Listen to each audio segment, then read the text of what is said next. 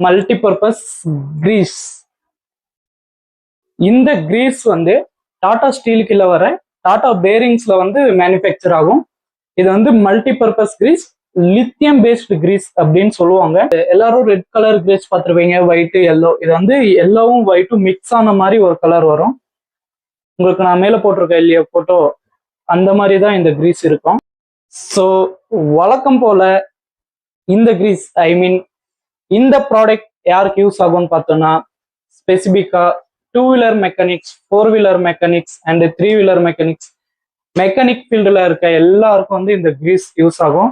General purpose, multi purpose அப்படின்னா ஒரு application மட்டும் யூஸ் ஆகுறது இல்லை, நம்ம எல்லாத்துக்கும் யூஸ் பண்ணிக்கலாம். ஜென்ரல் கிரீஸ் அப்படின்னு சொல்லுவாங்க.